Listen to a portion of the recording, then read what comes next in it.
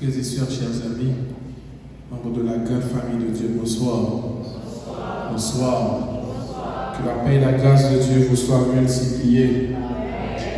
Nous sommes contents encore d'être là ce soir pour continuer avec cette séance de rafraîchissement spirituel autour du thème devant le trône. Nous avons épuisé pas mal de sujets pour vous expliquer qui ça veut dire le trône. Et nous avons pas un peu d'explication.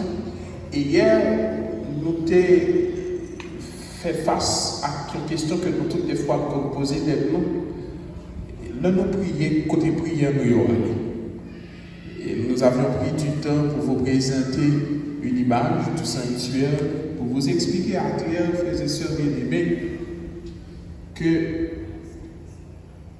tu as gagné hôtel de bronze et hôtel en or. Hôtel de bronze, c'est qu'on fait sacrifice à animaux, et hôtel en or là, il était qu'on brûlait l'encens. Et nous t'ai expliqué l'encens dans le texte, ou du moins dans la Bible, symbolisait prière selon Apocalypse 8. Et hôtel d'or là, il part devant l'arche de l'alliance. Et pour le peuple d'Israël et dans la Bible, l'arche de l'alliance représentait la présence de Dieu. Dit que l'arche de l'alliance est là, c'est dire aussi que nous avons la présence de Dieu avec. Eh bien, c'est ça que nous t'ai dit. Nous t'ai dit que même dans la guerre que le peuple d'Israël allait, depuis, ils n'ont pas senti que l'arche là, ou du moins l'arche là par là, ils ont perdu. Donc, c'est-à-dire, c'est pour Dieu qui gouverne. C'est justement pour vous expliquer, c'est de même dans le sanctuaire céleste, et qui expliquait que Jésus est à la droite de son Père, et il continue chaque jour à intercéder en notre faveur. Toute prière, il monté et lui-même l'a intercédé en faveur.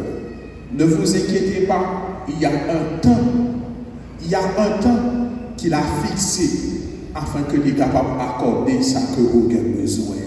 Et selon sa volonté. Ça c'est un. Des fois nous prions. Et que nous avons posé des questions puisque nous pouvons jouer une réponse. N'a pas été un problème. Mais des fois, tout, bon Dieu, qu'on dit la balle mon bagage. Et qu'on dit que la balle mon bagage, nous qu'on arrive au cours de route, nous abandonner. Nous qu'on arrive au cours de route, nous laguer ça. Parce que nous avons bagage trop dur pour nous, nous avons une situation tellement difficile pour nous. Donc, nous pouvons avancer. Mais n'oubliez, si c'est bon Dieu qui fait nos promesses là. Nous souvent chanter ce que sa bouche a dit, sa main l'accomplira. Mais en réalité, pas devant nos situations difficiles, nous toujours oublier ça. Depuis c'est bon Dieu qui dit la fait, quand même. Nous te mettre sauter, te mettre pomper, depuis c'est bon Dieu qui dit la fait, quand même. Et depuis il dit oui, pas de monde qui est capable opposé. Et le titre de la méditation de ce soir, c'est bien Ne murmurez point. Quel est le titre, frères et sœurs bien-aimés?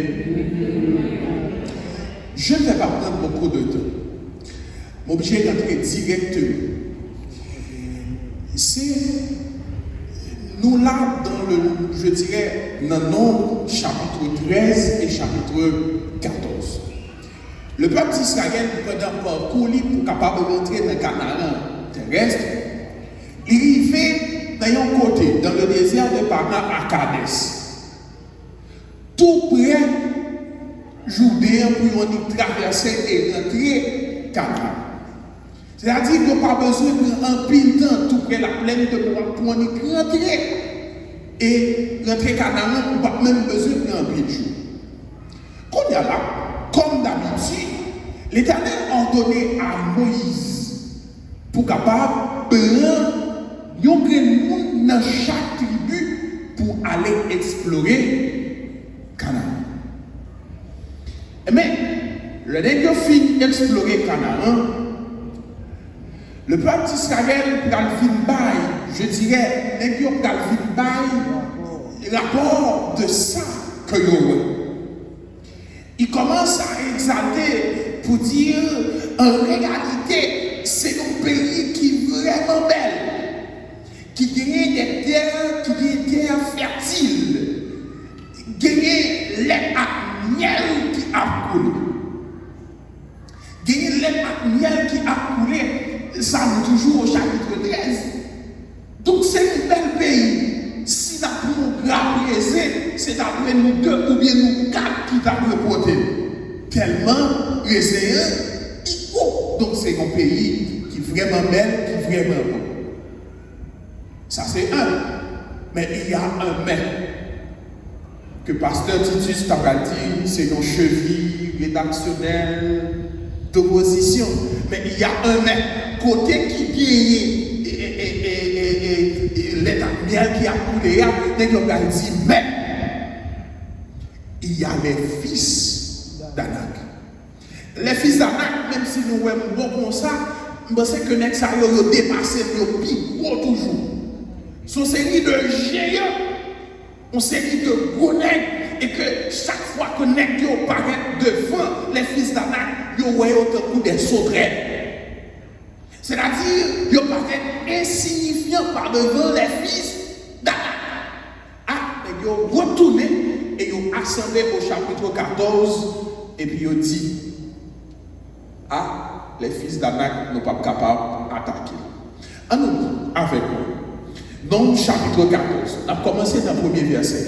Si vous avez fait résumer au chapitre 13, qui était invité à faire exploration, qu'on a des films par résultat de l'exploration, le film par rapport. Maintenant, au chapitre 14, premier verset, qui nous dit ceci. Toute l'assemblée, elle va la voir et poussa des cris. Le peuple pleura pendant la nuit. Tous les enfants d'Israël murmurèrent contre Moïse et Aaron. Et toute l'assemblée leur dit, que ne sommes-nous morts dans le pays d'Égypte, ou que nous sommes morts dans ce désert. Pardon. Pourquoi l'Éternel nous a fait-il aller dans ce pays où nous tomberons par l'épée, où nos femmes et nos petits-enfants deviendront une proie? Ne faut-il pas mieux pour nous de retourner en Égypte? Et il dit, l'un à l'autre, et il se dit l'un à l'autre, nommons un chef et retournons en Égypte. Nommons un chef et retournons en Égypte. Je l'avais dit, des fois nous avons prié et que nous n'avons pas eu de réponse, nous avons inquiété, nous n'avons pas été de problème. Mais des fois l'Éternel dit que l'Éternel va faire une route ensemble avec nous. Il dit que l'Éternel va faire une route avec nous. Et il a accompagné nous, il va aller ensemble avec nous. Des fois nous confinons notre ferme détermination pour nous aller. Au bout de route, au lieu pour nous avancer, nous plutôt fait bac.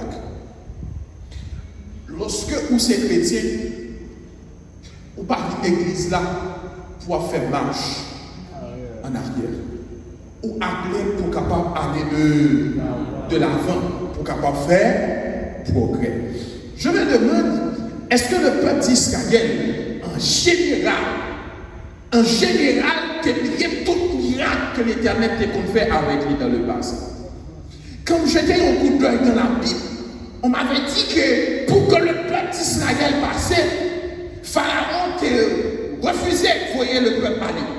Pour lui aller, Canaan Céleste.